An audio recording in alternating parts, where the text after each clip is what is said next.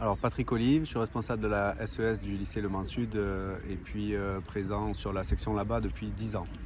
Aujourd'hui, une journée formation continue, c'est ça? Quel était un peu l'objectif de cette journée? Alors c'était une formation continue pour les responsables de section dans la ligue, donc collège-lycée.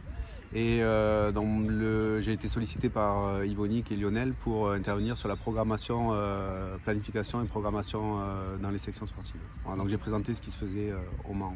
Il y a eu un travail de groupe, il y a eu une présentation de Ludovic Cuc ce matin sur le fonctionnement du pôle.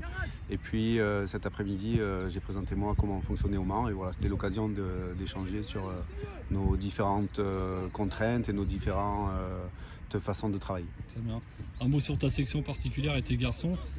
Donc une belle performance dans le challenge Jean-Leroy pour vous. Est-ce que tu peux me rappeler un peu pour le grand public ce tournoi? Parce que finalement nous on le connaît, mais qu'est-ce que c'est exactement? Et nous rappeler ce que vous avez fait depuis le début de la saison quand même. Ouais, alors le challenge Jean-Leroy, c'est le championnat de France des sections sportives labellisées. Donc là, il y a eu un premier tour, une phase préliminaire où, sous la forme échiquier, où il y a 6 équipes.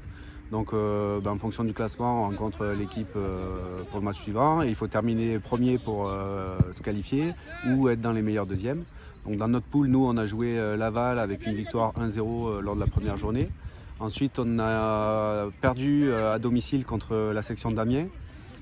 Et puis on a battu pour le dernier, donc 3-2, et puis on a battu la section de Rouen, Sotteville et Rouen sur le dernier match 3-1.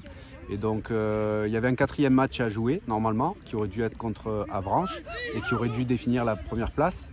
Mais la crise sanitaire a fait que cette 4e journée a été annulée, donc il a été décidé d'arrêter le classement à la 3e journée. Donc on se retrouve 2e à 1 point de Avranches et parmi les meilleurs deuxièmes, donc qualifiés pour le tour qualificatif qui se passera le 16 mars à Pontivy et qui donnera l'accès à la finale à Clairefontaine. Donc une fierté toi en tant que responsable de section, pour les garçons également, c'est un petit challenge sympa aussi pour ces garçons. Alors, très sympa et très motivant d'avoir un match sec pour se qualifier pour être en finale à Clairefontaine. Après sportivement, on attendait le match contre Avranches pour décider la qualification, donc c'est un peu décevant de ne pas avoir pu le jouer parce qu'on aurait aimé défendre nos chances et terminer premier. Mais bon, au final on est qualifié, donc c'est un beau challenge d'avoir l'objectif d'aller à Clairefontaine. Donc toi tu le connais depuis longtemps ce challenge, tu sais que ça représente quelque chose de particulier pour ces jeunes garçons qui ne sont pas forcément confrontés tout le temps à d'autres joueurs d'autres régions de France. Donc, Ouais, alors quand même dans les sections sur le challenge, il y en a beaucoup qui jouent sur les niveaux nationaux quand même, 19 ans, 17 ans, sinon c'est souvent aussi des 18 régionaux. Mais c'est un rassemblement particulier, c'est différent du club. Pour ce qui nous concerne, il y a quand même des joueurs de 10 clubs différents qui sont dans le groupe. Donc c'est sympa de les associer, de les faire évoluer ensemble.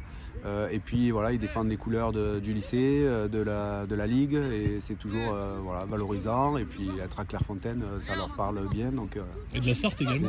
Oui, de la Sarthe aussi bien sûr. Mais voilà, effectivement, les collèges sont plus sous la responsabilité des districts et puis les lycées des régions. Donc, mais oui, effectivement, il y a la Sarthe aussi. Très bien, merci Patrick, puis bonne deuxième partie de saison et puis bonne chance à vous pour Pontivy. Merci beaucoup, merci.